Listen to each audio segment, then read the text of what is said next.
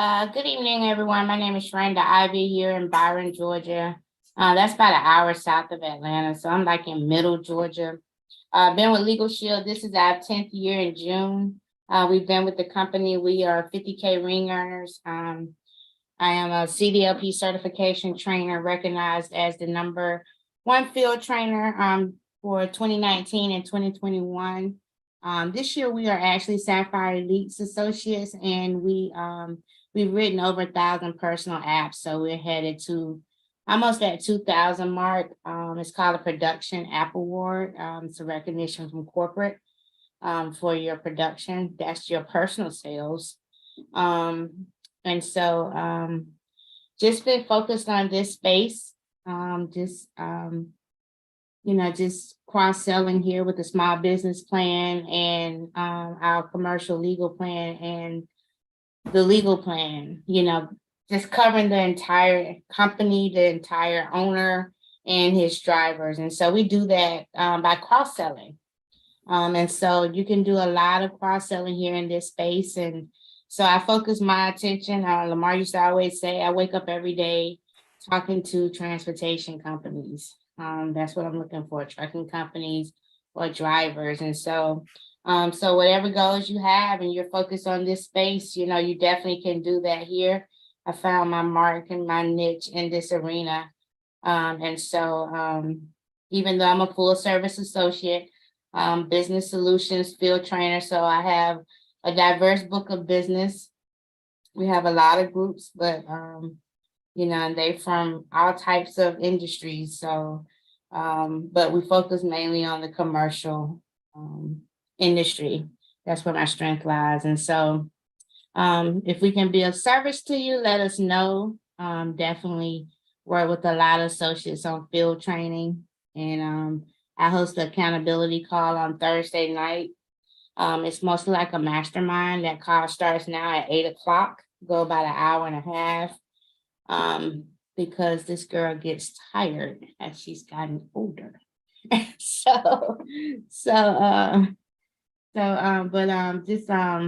Just enjoy helping others. So just reach out. I definitely look forward to working with those that are willing to work. So definitely connect if that's you. So back over to you, John.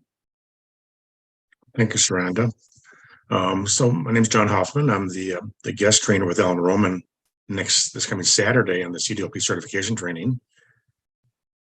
Started in the tire business when I came across Legal Shield. It was presented to me, and I was in my own tire business. And at that time, I worked prepaid legal at that time, part-time. And after about 7 years, that shifted for part-time tire business to full-time Legal Shield business until I got tired of the tire business. Just got a little bit tired of trying to, get customers, collect from them, and deal with warranty issues and trucker problems. But I knew what the problems were, and that's when I came across the CDLP program at Legal Shield. And I said, well, I got a book of business already. I got all these customers, and that's what catapulted me into the commercial driving part of Legal Shield to become a trainer in this program also too. Not quite as advanced as Sharenda is as far as apps, but I'm approaching the first 1,000. I should be getting there this year, actually. And looking forward to getting that award coming up pretty soon. But I'm looking forward to this training this Saturday is very important because I'm going to be sharing how to find companies, how to look for them, and my sales process and what I do to do all the KRA steps Robert was talking about, from beginning to close and after the close to servicing it. Okay, back to you, Robert. All right, good stuff. So my name is Robert Dunbar. I've been with Legal Shield, PPLSI for 14 years, been a trainer for 8 years. And I like to focus on, obviously sales. And I did all different areas of Legal Shield because as an entrepreneur, I just saw different interesting things that PPLSI was doing. And I enjoyed moving around the different areas to see how I could help increase my business with the company. And I've gotten awards. I can't remember what they are at this point. I do know that I'm a 100K ringer. I got 2 50K ringers on my team. I got awards for selling memberships and team building and all different kind of stuff. But all that matters is what we're talking about now, which is the CDL stuff, right? In the CDLP space, the CDL space, what I like about being here and talking about this niche is that generally speaking, I love niche sales because I think it's easier to market something directly to a customer when it's specifically for them, right? If I came out with a pair of jeans that were David Bazemore jeans, I would never have to worry about him wearing them. If I came out with some John Hoffman t-shirts, I would never have to worry about whether he would want to wear them. So what I like about niche marketing is once you come up with a campaign that's for a specific industry of people, then because it's a small industry, there's so many people in that small industry that can use that service that you can make a ton of money without having to do a ton of different marketing and all the other things. But we have to train in this space here because it is not the same thing as doing regular group opening, right? We're not talking to the same person when we go out to open up a group for logistics. We're not pitching the same way. We're not researching the company the same way. Most people that research a regular company, they look for how many employees they have, what are the benefits they have, things of that nature. What we're looking for is how many citations or violations they may have, or if they had any at all, right? How it's affecting their score, like what kind of trouble they could possibly get in if they don't have their employees or drivers pick up this membership. We've got a different angle here in the CDL space, which is why we like to meet every Monday to talk about this, because we don't want people to get confused with the regular business solutions arena that says, do this, do that, do this, do that, because that is not necessarily the way that you build in the CDL space, right? Does that make sense? Put a 6 in the chat if that makes sense.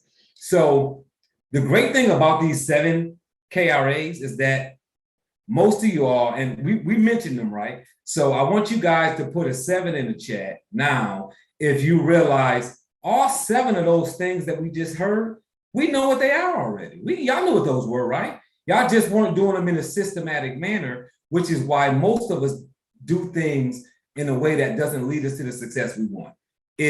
We know to do that, right? A lot of us like, oh, I know the prospect. Of course I know I need to build trust with the client. Of course I know I need to make sure that the needs are being met by the person I'm talking to.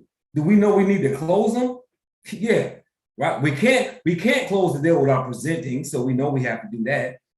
We also know that getting resales and getting referrals is a part of adding to our business. So none of these terms are things that we haven't heard before. But if you don't put them in one pot together and stir them up and realize that they all need to be in there, right? So for anybody that cooks, I don't care if it's just I don't care if you're just making peanut butter and jelly sandwiches, right? And you say, I can't cook, but I make peanut butter and jelly sandwiches, right? Well, you still need bread, peanut butter, and jelly, right? So if you don't have one of those 3 things, you're not making a peanut butter and jelly sandwich. So whether you are a person that just makes a peanut butter and jelly sandwich or you actually cook an elaborate meal, anybody who cooks knows that one ingredient, it can be a small ingredient, it can be the difference between that particular recipe being good or bad. Yes or yes? Put 8 in the chat. So it's the same thing here. Some of you all are saying, I know what these things are, but the real question is this: are you doing all 7? And if you aren't doing all 7 to a certain level, this is why your business, your sales side of your business is not going the way it should, because you may be doing 4 of these really good and the other 3 saying, nah, I don't like doing those. And that will affect how well your business does. So I want everybody to keep that in mind. You have to do all 7 of these. Here's the key thing: even if you're delegating something because you don't want to do it. Even if you're delegating it, it needs to be done for your business to run in a consistently successful manner. I'm not talking about you having a good month. I'm not talking about someone, he's not talking to me because I PC Pro by the 3rd. Are you doing that every month, or did you do that this month? I'm talking about consistent success, not 1 or 2 months, not 1 or 2 years. I'm talking about you consistently growing your business. It's turning over. You're getting new customers. You're opening new groups. You're forgetting to follow up on people because you got so many new people, right? Can I get an amen to that? That's good business. That's growing your business. Not when I forgot to follow up because I ain't doing nothing and I just forgot because I'm unorganized. I'm talking about I forgot because I'm calling so many new people and taking so many calls and going into so many places to catch up and follow up on people that I forgot to call Sharanda back. She told me next Tuesday, and here it is Thursday. I've been busy and productive. That's why I haven't. Is that fair? So we want your business to be going in that direction. So the very first one we're going to talk about is prospecting. And we talked about it before, but we're going to talk about it again within these little 7 steps. So when it comes to prospecting, right? I know it's redundant, but if you're not doing it, you need to hear it again, right? And I'm always start with Sharanda because that's the woman on the team, right? When it comes to prospecting, like Sharanda, what you got to offer on prospecting? Miss Fanatical Prospector. Yeah, I like that book. I do. Yeah, I mean, it really changed my perspective on prospecting. So, prospecting, well, I know this is one of the key things is referrals, but my prospecting is talking to a lot of people, not to really close them, but a lot of time it's just to share who I am, what I do. So it'll lead to a referral because that's what mostly it does. So I talk to a lot of people. I really don't have a certain amount, but you know, of course, in this space, I'm definitely focused on people that are in the commercial industry, whether I'm looking to sell them or connect with them. And, you know, I just want to have that conversation with somebody, you know, I don't really have to sell them. I've connected with a lot of people in the industry, and I'll say drivers or I'll say owners and share what I do. And maybe never sold them, but they referred to me. And so my deal is just talking to everybody in the space. And it'll always lead to something. And what I learned too is when it comes to prospecting and speaking with a lot of people, it comes to the fact that they may not buy today, but eventually they will come back and buy. But my prospecting, you know, I do have my client, I do have a certain client that I look for, but I'm okay if they don't buy from me. I'm really okay with that. If they have conversation with me, that becomes a warm contact to me. As long as they don't hang up on me, I feel good. Like I do. I mean, we're on a cell phone, so you don't hear the hang up, but you can see the hang up. And because if you got them on speaker, but if they don't hang up on me, I feel like that's a warm contact to me now. So when I call them back, it's a good conversation because they listened to what I had to say. And I learned that quickly to say something that would grab their attention in those first 30 seconds. Because if you don't, that'll cause a hang up. That's what I have on prospecting. My prospects, I will say my ideal client initially was, of course, the person that had the bad violations, normally anywhere from 1 to 10. Now I really don't have a number because I've gotten well versed in the industry. I just know that the smaller the company, the shorter the sale cycle, right? I don't have to jump through hoops, you know, and wine and dine nobody. you know how I don't have to go through all that. When I'm talking to the owner, I like talking to the owner. I don't really like talking to gatekeepers. I want to talk to the person who writes the checks. And so that's who can make those decisions. And so I definitely look for those people. I definitely research where I can find the owner because I like to prospect and make it personal. I learned being general, that was a harder sell for me. So that's why I like the research and to know as much information as possible about the company when I'm talking to them. So I want to mention something like, because that's, you know, and I know both you and John both are going to be saying some things that I'm going to highlight just because when you hear all this stuff, if you're new or if you're a person that's you get overwhelmed very easily. You hear this stuff and it's like, it comes out so smooth from Sharanda because she does it. She's been doing it for a long time. And I want you to pay attention to something that was real key. She said, the smaller the company, the shorter the sales cycle. So what I want you to gather here is we know 5 to 7 touches, right? We say 5 to 7 touches and you'll make the sale. One, that is not a rule, right? That's not a rule. You're not necessarily going to close anybody on 5 to 7 cycles. That's generally speaking. And also something that we miss about 5 to 7 cycles is that's not necessarily for B2B. That's for one-on-one. That's for me selling Sharanda vacuum, not me opening up a group. So it's normally a longer sales cycle. So what's important about what Sharanda just said is that if you're the kind of person that needs to feel that thrill of closing that deal, or you need to have that, you need to know that this is working. You need confirmation that your sales process is working. You probably need to be going after smaller companies so you can close the deal easier so that you know that it works and then move on to bigger companies, right? That's one thing. You make sure the sales cycle is smaller, a smaller company. We also need to think about ourselves. Put a 10 in the chat if you know that there have been something that you've been following, watching, getting emails about, but you didn't buy for over a year. For over a year, right? Some company sends you emails or something that you've been following on Instagram or Facebook or whatever the case may be, but it took you over a year to buy from that company. And some of you all are getting emails every single day from a company. So if you get an email once a day and it took you over a year to buy, that was literally 365 touches.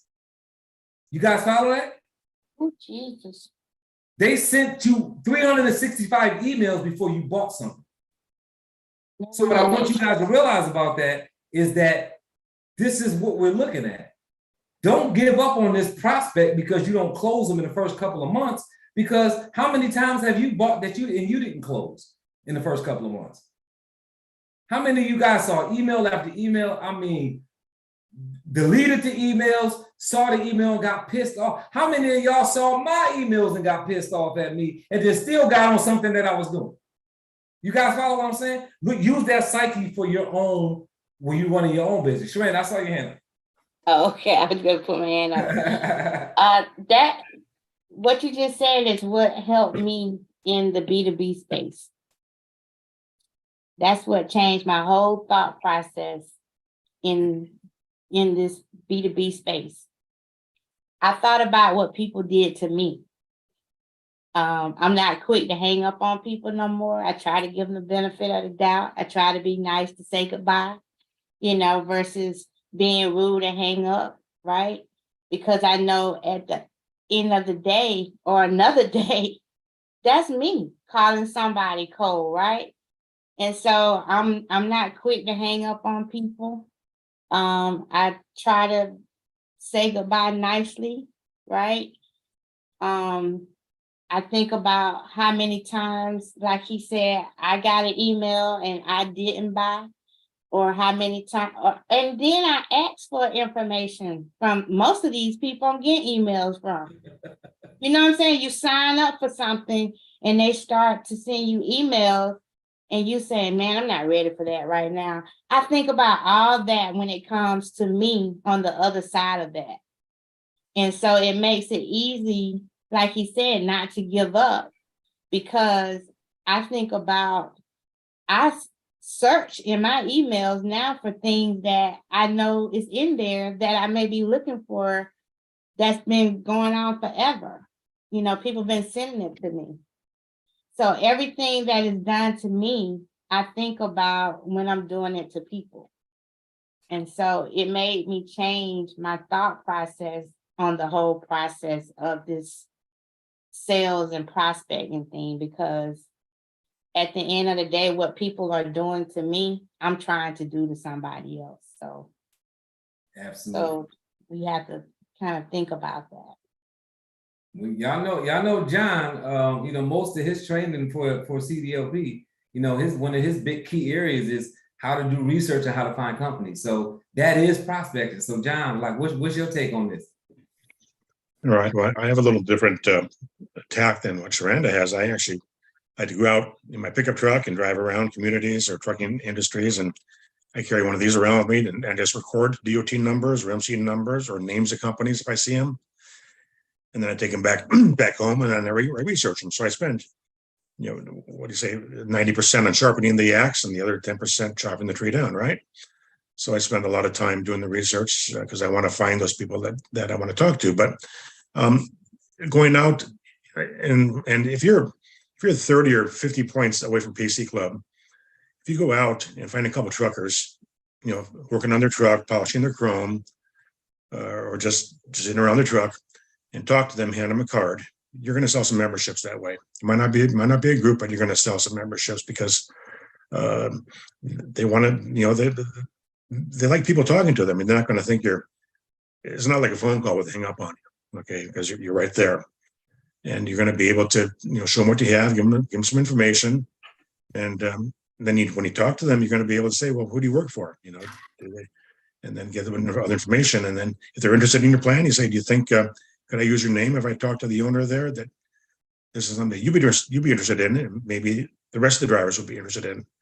So that's what I do. I go out there when I go prospecting. I record DOT numbers on my digital recorder, and then I research it, later on, and I sort them on my spreadsheet, and then I determine which ones I want to attack first. Which ones I'm going to go after, and I put them like on a cycle where I follow their tendencies, and I watch what happens to their scores. If they don't, say yes the first time, then I'll watch them and follow up with them maybe 2 weeks later or maybe a month later when I see something's happening.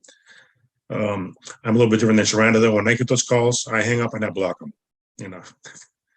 I just get too many of those calls where, and I sympathize with them, and I feel the same way too. Like I'm doing the same thing, but I feel what I'm doing is more important. Okay, than asking for donations, and if I want to get that payroll protection money that they're trying to sell me to, and I just go, I just want to say give up. Okay, but I won't give up on it, because I know that I swallowed the Kool-Aid, drank the Kool-Aid a long time ago. What we have is very unique, and we are helping people. We are actually helping truckers keep their livelihood alive. Because I don't know if any of you have ever been a member perks and you clicked on that insurance quote button to get insurance quotes. How many calls do you get from that thing? It's like well, I'll never do that again. But yeah, it's horrible, So you just kind of learn those lessons and about that, and I don't try and let myself into that. But when I go out, when I prospect, I try and mix my calls up too.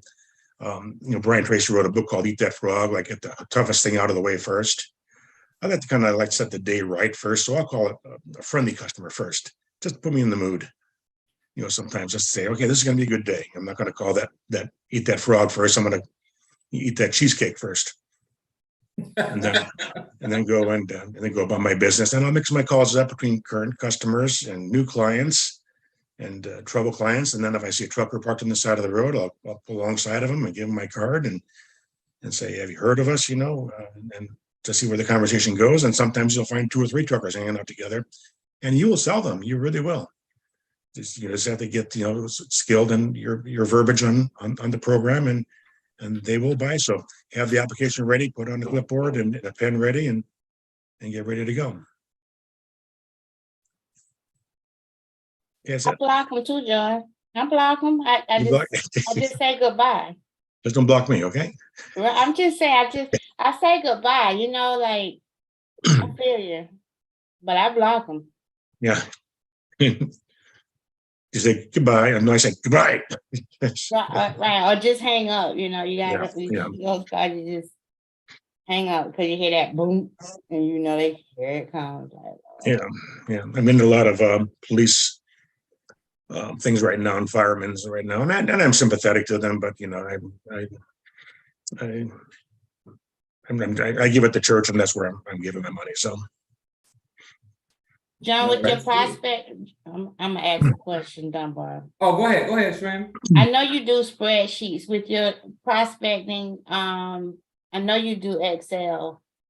Do you use any type of CRM to alert you to go back, or are you just efficient with your spreadsheet and you just, this is you have this one major sheet that you work on and maybe it's color coded? How are you, besides just going to look at it, do you have some type of alert on some of those that you're like really following? How do you do your follow-up on that Excel sheet? Because you say you're watching. Yeah, my spreadsheet is color coded to hot prospects or warm prospects or dead prospects. I'll just black those guys out. But after I have a conversation with them and if I feel it's going to go somewhere, then I'll transfer it to a paper sheet. And the paper sheet is where I have my tracking blocks where I go back and when I go back to that area, a town again, if it's a certain vicinity, I'll go through my box and pull out the ones I am going to be near, and I'll check their scores and they say, okay, it's time to call this guy back. We don't want to make a pest of ourselves, certainly, but we want to make sure that they know who we are and that we're just not going to disappear. You want to make yourself memorable, not forgettable. And for those who may not normally be with us, or for those that may be wondering, like, we're taking our time and going through these. So I'll assure you, we're probably not going to get through all 7 today, because the whole thing for me is about the information. So hopefully it's helping you guys. So whatever we get to today, whatever we don't finish, we're going to keep on going and finish them off next week. But it's important because it's about the growth in your business. Any more questions there, Sharanda? Oh, no. Good. All right, good stuff. So that's prospecting, talking about, right, going out, getting those new customers. So the next key result area is building rapport and trust. Like building rapport and trust, which is basically, okay, I called and I got Daryl on the phone once, right? I got him on the phone and he showed a little bit of interest. He didn't hang up on me. He wasn't nasty. He didn't say he was going to buy. But now I have to build rapport. Now I have to build trust. And how do you do that? You become a Google in that space, right? You become somebody who is a source of information for them. So you've heard us talk about this in different ways about, right, when you call somebody and you try to close them or you tell them what we offer, I don't just send one email. Oh, here's the email that I'm gonna follow up on them 2 weeks later, a month later. I put people in email campaigns because in this day and time, if you don't have people in the email campaign, if you're not consistently emailing them, guess what? Somebody else is in their face. Somebody is always in somebody's face. Think about yourself. Somebody's always in your face. A Zoom to get on, right? A training to take. Somebody's always in your face. So your prospect has somebody else in their face. So the reason why you're consistently sending things to them, the reason why you're following up, the reason why you're becoming a source of information for that person is because when you do that, you start to build rapport and trust. So go back to yourself again. How many times have you said, right? And I'm talking about a general topic that, like Sharanda said, you may click some stuff and ask some questions about some stuff, and now you're getting emails. And you might be getting emails from 2 or 3 different sources on the same topic, but who do you end up buying from? The company or person that's made you the most comfortable. That's who you buy from. When you get ready to buy it, like Sharanda said, oh, I didn't need that then, but I need it now. Let me go find these emails. These emails have been making you feel a certain kind of way unconsciously. So now you're comfortable reaching back out to a specific person. So now put 11 in the chat. If you needed something, know that you're getting emails from people about it, but you choose a specific company or person that you know you want to buy it from, and you contact them based on those emails and do business with them. You want to be that person. You want to be that person. And you're not going to be that person if you're nasty because they're not answering your emails. If you're nasty because when you talk to them, they're not in the mood right now, they got something else going on. That's why it's good to be patient. That's why when you're following up, you have to be following up with the purpose and not with the, I'm going to close this person today, but inform them until they close. And for everybody that says, well, what if they don't close? You're not going to sell everything to everybody. When you die, you're going to still have prospects in the pipeline. That's what's going to happen. If you're in sales, whenever you finally leave this earth, you're gonna have people that would have bought if you would have stayed alive. But you died. So the point of me saying that is that you're always gonna have somebody in the pipeline. You're gonna always have somebody in some step of the cycle. You're gonna have some people that's never gonna buy nothing from you, but they're gonna take all your free information until the day that they die. So the point here for you to understand is that you're running a cycle. And you have to build trust and rapport by saying, did you know this? Did you know that? Did you know this can help you? Did you know that can help you? Hey, we've been doing this for a long time. We've got the best result in doing it. You're constantly giving them information about why we're great, how we know how to solve the issue that we solve, and what's going on in that industry so that they know that you're informing them, because guess what that means? If you're informing me this much and I'm not your customer yet, what are you going to do when I'm your customer? That is how that prospect is looking at that. So you have to always be in that mode of knowing they're going to buy when they're ready to buy. Your job is to keep on running your cycles. Does that make sense? You've got to build that rapport and build that trust. So when they're ready to buy, they choose you when it comes to that, right? So I see, I'm gonna go out to Sharanda here, but Timothy, I see your hand up. Yes. Good evening, everyone. Robin, I'm glad you mentioned about the campaign. The question I have, those who use campaigns, have you received a kind of like an email from the person you send the campaigns to stop because you send them too much? Have you guys run into that situation before? Me, I used to run into those so much that I cut that button off my system. So I'm glad you asked that question. Psychologically, when I first started running email campaigns, when I used to see, because it's not about a person contacting you. When you run an email campaign, there's a subscribe, there's a unsubscribe button. So they don't have to send you an email and cut you out or any of that. They basically gonna hit unsubscribe, right? So when you run email campaigns, the law is you have to have an unsubscribe button. Mm-hmm. And you have to have your address on the bottom of the email, so your PO box or whatever. So at one time when I started maybe a year in, it was almost depressing, like the hangups, guys. I'm just being transparent.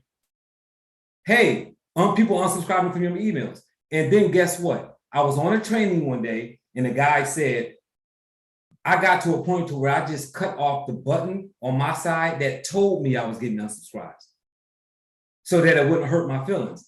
And I did that for a little while. And then I got on another trainer once my skin was thicker. And the other trainer said, getting unsubscribes means you're doing your job correctly. If somebody's not unsubscribing from your emails, then guess what? You ain't sending enough damn emails. If people are not unsubscribing, then you're not getting on their nerves. And you are not going to make sales if you're not getting on people's nerves. I'm sorry. That's sales. Sales is you have to get on people's nerves. You have to call people too much. If you do not, you're not going to make sales. And you're going to hear that as you make sales. People are going to say to you, boy, you was calling me like I don't know what, man. So they will say that in a joking manner. That is part of you being a good salesperson. You have to follow up because sometimes people don't even know when they're ready. And if you're not showing up when they're ready, guess what? Somebody else is going to show up and sell it to them. And now you followed up all of that time for nothing. So are you going to get people that don't want your emails? Yes, they're going to hit the unsubscribe button. But understand, if you got a high unsubscribe rate, but you got good emails and they're not clickbait, because you can have bad emails and get a bad unsubscribe rate. But if you got good emails and the information that you're saying is in the email is in the email and you still getting unsubscribed, that means people are unsubscribing because you're sending too many emails. And guess what? You got to prospect that way when it's internet marketing, because they getting, how many emails do you get a day? By 12 noon, you're on the second and third page already. Yeah. By emails. So how do your emails stand out? They got to keep on coming and keep on coming. So when I see emails that people get on my nerves, because I got them too, they get on my nerves too. And I still don't unsubscribe. You know why? Because they have stuff in them that I need. And that's more important to me than the fact that they send me too many emails, because they're informing me of something at no cost. And I use the information. So guess what? It's a bigger pro than it is a con. That's why it's important to make sure that you send in good information, not shoving the product down their throat. Buy this, buy this, buy this. No, give them information about their industry. Tell them things that they need to hear. Send them an email that informs them so that they can protect their business, even if it's not them directly buying your product. Does that make sense? That's why that's important. So I know that was the long answer. So I'm gonna go ahead and turn it over to Sharanda because I've been talking a long time. But Sharanda, just in case you forgot the topic, because we so far into something else at this point, is building rapport and trust with that prospect that you're talking to. Well, this is something I had to learn because at one point, just with Legal Shield in general, I became a resource and then never close. So you can give too much information and that's all they see you for is somebody that, you know, gonna bring them some information or find the right resource for them. So I had to learn to be careful with that because, you know, that's what people knew me for, you know, call Sharon and she know, or, you know, such and such told me I could touch bases with you because you know somebody, you probably know somebody that do this. Well, you know, that's a prospect, but it's going out the door. You know, you're not closing it. So when I chose this industry, I did. I still became a resource, but I learned quick to start referring my people out until I, you know, either closed them or they knew that whatever I was offering was just important as what they were looking for too. Now that can be tricky, but I'm at the point now where I build a rapport to learn more about the client. And a lot of times I may handle what is on their mind first, even though I know they need what Legal Shield offers. If I'm too pushy about Legal Shield or what, if I focus more on Legal Shield and that's not their, I mean, because you got to think, a lot of times these people don't know us. They don't know about the product. So now you're introducing something new to them and you got to show the value proposition, whereas they got something else on their mind and they feel like that's the most important thing. So me thinking that they need Legal Shield may not be what I need to lead with. Me building rapport is asking a lot of questions, and 9 times out of 10, I find out that they have a problem and they don't think Legal Shield can help that, but we know a product that we offer in this industry can help whatever they're dealing with, because that's probably was the root to, you know, how they got where they were going. We have a cure. But a person's mind is made up on what their problem is, their problem. And all I look like now is another salesperson, right? So I try to help people. I build rapport trying to help with resources, trying to help them put out that fire some, but I try not to go too far. And I teach associates this too. You know, we teach a lot of stuff in trainings.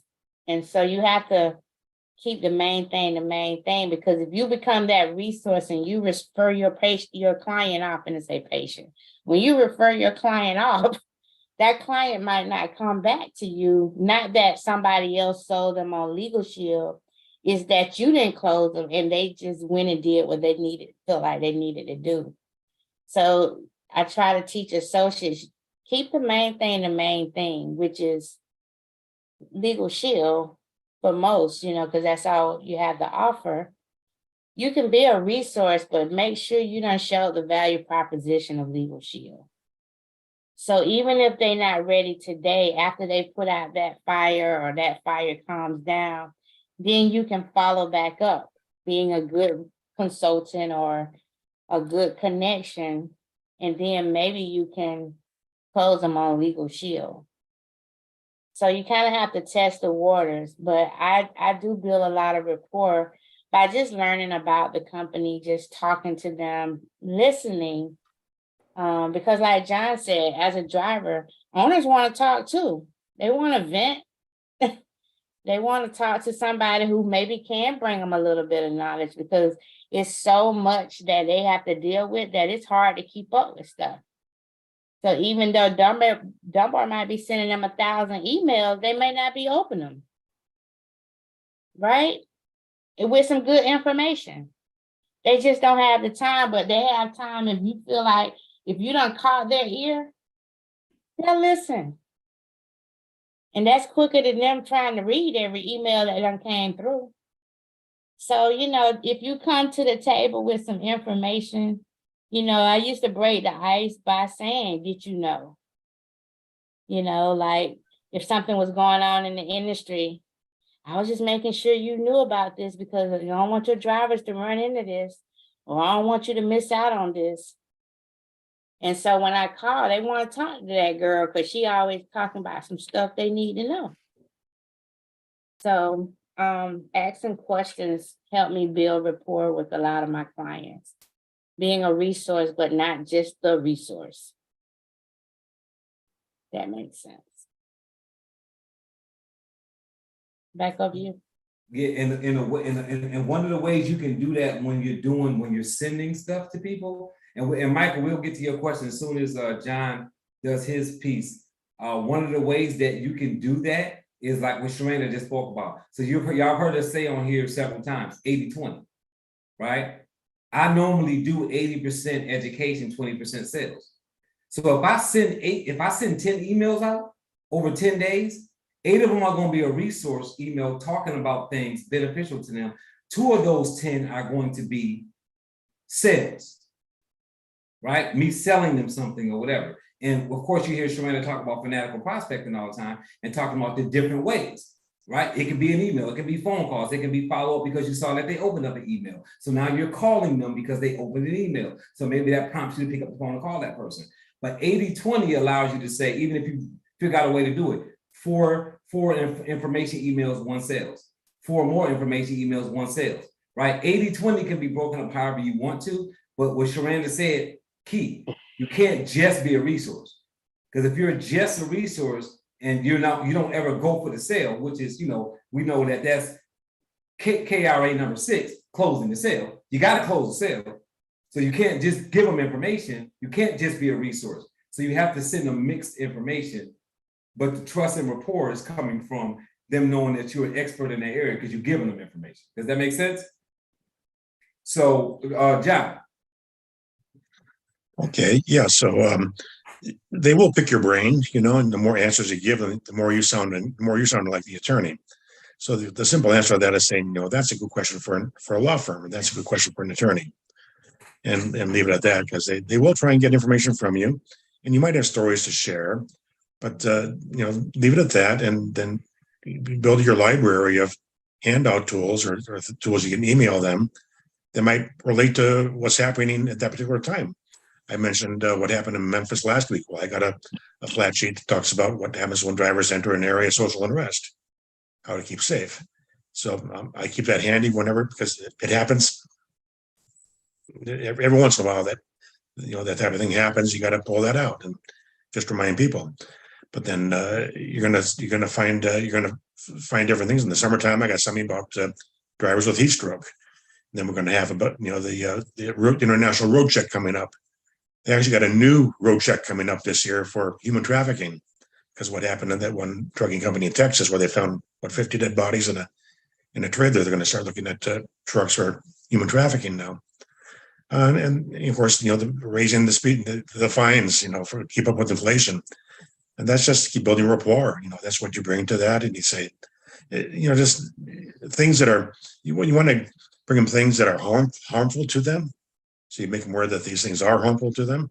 And maybe a lot of the things we cannot help with Legal Shield, you know, but it's just keeping your face in front of there, you know, that you're a friend, okay, that you're not a salesperson. You're coming across as an advisor more so than a salesperson. And when that time comes, and the time will come eventually, where they say, you know, let's do this. Absolutely. Yeah. Absolutely. So Michael asked a question, and after we get through these questions, we're gonna close out for the night because it's 9:30. And then we'll continue on KRA number 3, which is identifying the needs. We'll start on that next week, Monday. But Michael asked a question about how do we become Google, right? And we talked a little bit about this last week about subscribing to some of the logistics company emails, like you subscribe to those. And then when those come in, you take little bits and pieces of what's said in that newsletter and you send that out as information. That's one way that you can do that. So reading those and understanding the industry. So when you're talking to companies, you've got talking points. Hold that up, John. What's that? You muted. We can't hear you. Landline. Called Landline Magazine, got in the mail today. There you go, Landline Magazine. So how you become Google or being informative is like being in that industry, being in the logistics industry, listening to stuff, looking at things. I told you Clark Burton sends me stuff all the time. Clark Burton sent me something this morning about, you know, different things happening in the industry because he's getting those emails. So now you have the information, right? And the same thing like Sharanda, you've heard me mention about Sharanda. Like when Sharanda got into CDL, she didn't know a whole bunch about logistics at all. She was getting in because she wanted to explore the CDLP area of Legal Shield. And then what she realized was that the more she knew about the logistics industry, the easier it was to have conversations with these trucking companies. And she just started investing her time into understanding so that she could have the proper conversation about the citations and violations they were getting. So where the information coming from? Research, getting the emails. And I would tell you it's easier to subscribe and get those emails and look at them because they're already doing the research. So don't waste your time doing that. When different things are happening, get them. Get the magazine to your house like John is doing and look in it. Get inside that industry the same way you would anything else that you've gotten into in your life. Understand it. So that when you're having conversations with prospects, you can have a conversation with them about their industry, not just about Legal Shield. And that's part of the problem. We start talking to people, and the only thing we know to talk about is what our product is going to do for them. We're talking about the benefits of our product, the membership perks, how long we've been in Legal Shield, how many testimonials of people who use the membership and it helped them. That's all good stuff. But if I call Anthony and he got a trucking company and these are working hours and I'm trying to close him, Anthony kind of wants to talk about what's happening in his industry, because for me to tell him that my product is going to help him in this industry, but I can't have a conversation with him about his industry, it sounds like I'm just a salesperson calling him, not somebody that is feeling his pain because I understand this industry. Does that make sense? So building that rapport and that trust by doing it that way makes a lot of sense. So that's where you get the information from. I'm gonna let John and Sharanda answer the campaign questions because I use something totally different. I don't use any of the Legal Shield campaign stuff, so I can't speak on that, but I know that Sharanda has and maybe still do, and I know John may do as well. No, I don't use Prospect by Legal Shield. I don't use that. I use a CRM, and I'm wanting to create my own emails. So I have a couple CRMs, but this one on the B2B side called Field Notes that has campaigns. They don't have a lot of CDL campaigns in there, but it is built by Legal Shield associates. They're working to make it a B2B product. So they have campaigns. It's a good platform there. But you can create your own emails and schedule them out in CRMs, you know, and they can be whatever you want. So if that's the next question, what you put in the campaign, you put whatever you want, you know, like, I mean, you just however you want to prospect, you know, if this prospect is a prospect that you've spoken to before, then you just create some follow-up emails. If it's somebody you never spoken to, now you gotta warm them up. You know, you gotta introduce yourself, and then you gotta set up some campaigns. That's a whole nother training for Dunbar. So, you know, I mean, because it's a process. It ain't something that's easy, right? Because if you don't know how to do it, that you still don't know how to do it. So, but campaigns are just emails that are going out. But you can create them, and you just use a platform that will continue to send them out at at the length of time that you want them to go out. But it is, I mean, like I say, not corporate, it's not corporate, but Legal Shield B2B associates have a platform called Field Notes out there that you can use. And it has the feature of setting up campaigns, but like I said, I can look in it, but I don't think they have quite advanced to put CDLP campaigns and field notes. I can look and see. I know they asked for some suggestions a couple of months ago, but I never sent them anything. But I don't think they have the CDLP, but they can. The thing about field notes is it's fairly new, so they work with Legal Shield Associates to make it personalized. So, yeah, I use HubSpot. I will say HubSpot is a free CRM that gives you email tracking where Zoho doesn't. So I will put that out there. So for those that use Zoho and you're on the free version, you're not getting email tracking. That's why you're not seeing nobody open your email. But HubSpot will let you do that on the free side. That's just tip. No, that's good stuff. John? Yeah, well, I'm a little old school in that. I mean, I've tried different CRMs. I tried the one with when we Go Small Biz years ago, with that CRM they had there, and I just found it takes too much of my time to put that in there. I already got my spreadsheet out, and it's building as it grows, and then if I get a solid appointment, I'll put it on my Google Calendar, and then I won't usually put more than maybe 2 or 3 solid appointments a day, but I'll fill other things around it from the area that I happen to be in, because I do go out in the field. So if I'm driving 120 miles to say like the Fontana, which is like the trucking mecca of Southern California, if I got 2 or 3 appointments there, I'm going to look around, or who else can I talk to, and just add to that funnel, the prospect funnel, to throw them in the mix, and then pretty soon you're going to have you really have too much to do. You get to that point where you have too many people to follow up on, and it gets crazy at that point. And I remember there was a time I just said, I threw the phone down to the ground, said, "Don't ring anymore. I'm too busy."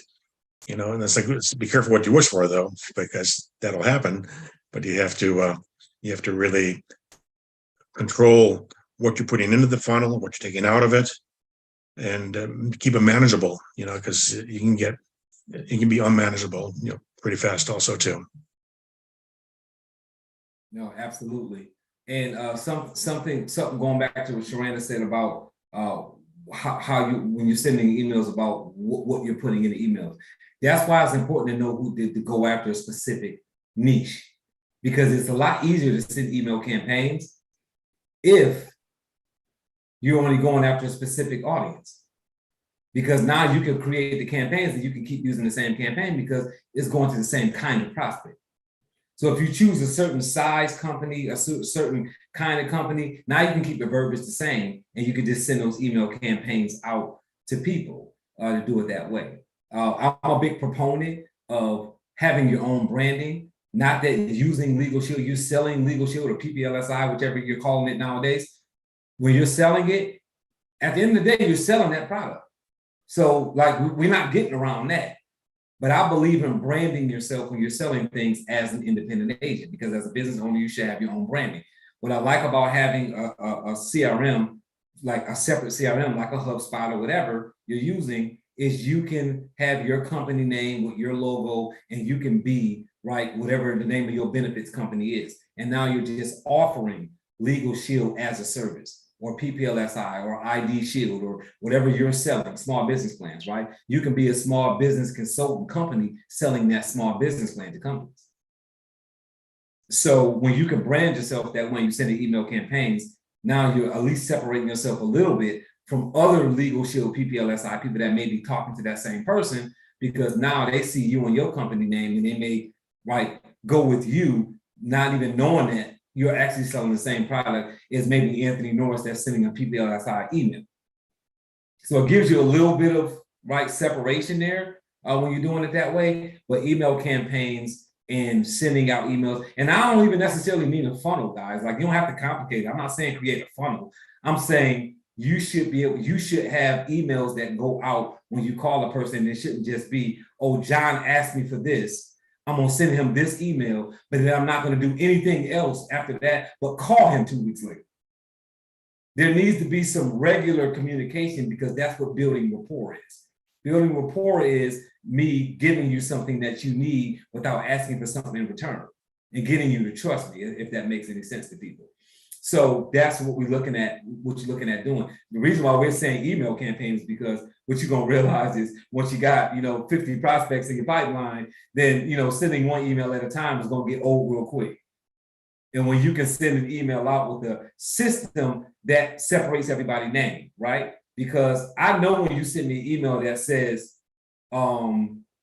just starts talking to me, you know what that tells me? That tells me that David Bazemore sent an email to 30 people and I'm just one of those 30. I don't feel special about that because he didn't say my name, so I know he sent out a bulk email to me.